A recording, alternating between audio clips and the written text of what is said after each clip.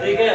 नवा सवाल क्या है, लकड़ी के एक ठोस बेलन के प्रत्येक सिरे पर एक अर्धगोला खोद कर निकालते हुए एक वस्तु बनाई गई है। जैसा आकृति में बताया गया है, यदि बेलन की ऊंचाई 10 और आधार की त्रिज्या इतनी हो, 3.5 सेमी हो, तो इस वस्तु का संपूर्ण पृष्ठीय क्षेत्रफल ज्ञात कीजिए। अब देखना यहाँ क्या हुआ, एक बेलन के जैसी आकृति है, ठीक है ना। बेलन की जैसी आकृति का मतलब आप ये गिलास ऐसी आकृति है, ठीक है ना। अब यूं मान के चलो कि ये एक मिट्टी का खिलौना है, ठीक है ना। गीली वाली जो मिट्टी रहती है ना, बचपन में कहते हैं ना, वैसा खिलौना बना रखा है, वैसा खिलौना है ये, ठीक है ना। ये बेलन हो गया, इसकी ऊंचाई 10 सेंटीमीटर है और जो इसकी यहाँ पे त्रिज्या है ये वाली, ये कितने 3.5 पूरा भरा हुआ है मिट्टी से, खोखला नहीं हो सकता है।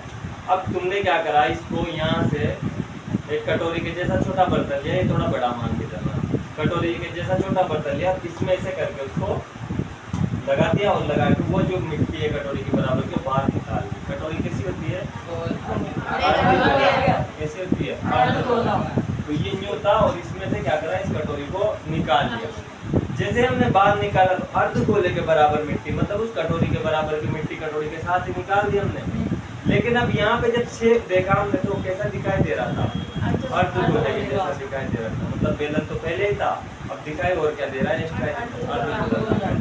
ऐसे इधर भी क्या करा, इसमें कटोरी निकाली और अर्धगोले के जैसे शेप की मिट्टी थी जो, वो कहाँ निकाल दी, बाहर, ठीक है ना। तो इसमें अभी भी क्या दिख रहा है, अर्धगोला दिख रहा है, मतलब कितने अर्धगोले दिख रहे हैं, 2 अर्धगोले दिख रहे हैं। या फिर आप एक आटे की जैसी ऐसी संरचना बनाना, ठीक है ना, छोटी सी, और इसमें क्या करना है, ऐसे उंगली लगा देना और इधर भी ऐसे उंगली लगा देना, तो आपको कैसे दिखाई देने लग जाएगी,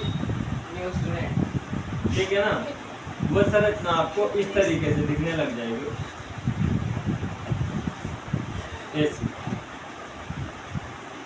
जैसे आटे की जैसे संरचना बना के आप ऐसे इधर से उंगली लगाना, इधर से भी उंगली लगा देना, ये अर्धगोला मान लेना, तो ऐसी संरचना दिखने लग जाएगी। अब इस संरचना को हम जब दोबारा देखते हैं एक बार, तो हमें ये एक तो बेलन की जैसी दिखाई देती है, जिसे हम ऊपर से देखते हैं तो कैसा दिखाई देता है, अर्धगोले के जैसा दिखाई देता है, और नीचे से देखते हैं तो अर्धगोले के जैसा दिखाई देता है। मतलब कितने अर्धगोले दिखाई दे रहे हैं, 2, और एक क्या दिखाई दे रहा है, बेलन दिखाई दे रहा है।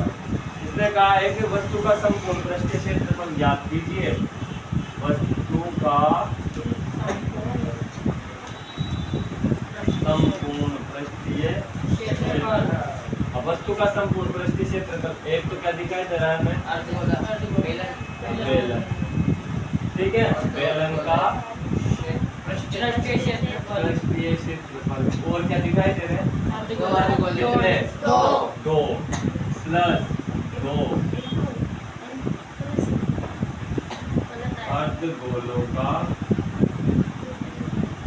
पृष्ठीय क्षेत्रफल। एक तो बेलन दिखाई दे रहा है, तो बेलन का पृष्ठीय क्षेत्रफल, और 2 क्या दिखाई दे रहे हैं, अर्धगोले, तो 2 अर्धगोलों का पृष्ठीय क्षेत्रफल।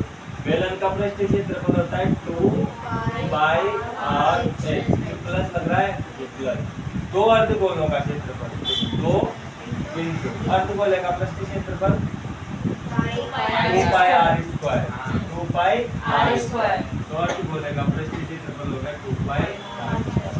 यहाँ पे वो मायने नहीं रख रहा है कि ये हटेगा या लगेगा, क्योंकि इसने क्या कहा, इसका संपूर्ण पृष्ठीय क्षेत्रफल ही ज्ञात करो, जो दिखाई दे रहा है वही ज्ञात करो, ठीक है ना। इसलिए हमने अर्धगोले का ऊपर वाला हिस्सा भी ले लिया और ये वाला प्रतिभाग था ना, ये भी ले लिया, क्योंकि अगर हम ये नहीं लेते तो फिर बेलन का संपूर्ण पृष्ठीय क्षेत्रफल लेना पड़ता, क्योंकि बेलन में तो ये आता है ना, और बेलन का संपूर्ण पृष्ठीय क्षेत्रफल हो जाता है 2πr(l+h+r)।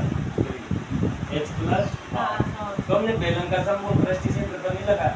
अगर बेलन का संपूर्ण पृष्ठीय क्षेत्रफल नहीं लगाया तो फिर हमने कौन कौन सी चीज काम में नहीं ली, एक तो ये वाली और एक ये वाली चीज हमने काम में नहीं ली, ठीक है ना। सिर्फ हमने काम में कौन सा लिया, बेलन का हिस्सा ये वाला, पृष्ठीय पृष्ठीय, तो फिर ये भी तो काम में लेना पड़ेगा ना। ये किसमें ले लिया हमने, इसमें, क्योंकि हमने अर्धगोले का पृष्ठीय क्षेत्रफल लगा दिया 2πr²। अगर इसे अर्धगोले में काम में नहीं लेते तो क्या करते हैं, यहाँ पे सिर्फ πr², तो हमने इसमें काम में ले लिया और इसमें नहीं लिया, मतलब हमने ये भी ले लिया यूज में, ऊपर वाला ये भी ले लिया, अर्धगोला भी ले लिया और बेलन भी क्षेत्रफल हमसे पूछ रहा था। सूत्र हो गया, आर और एच हमें दे रखी है, मान रखते हैं। तो पाई का मान आर का 3.5 एच का प्लस ये 2 फिर इंटू 2 पाई का आर का 3.5 स्क्वायर है ना, कितनी बार दो बार। लिखेंगे?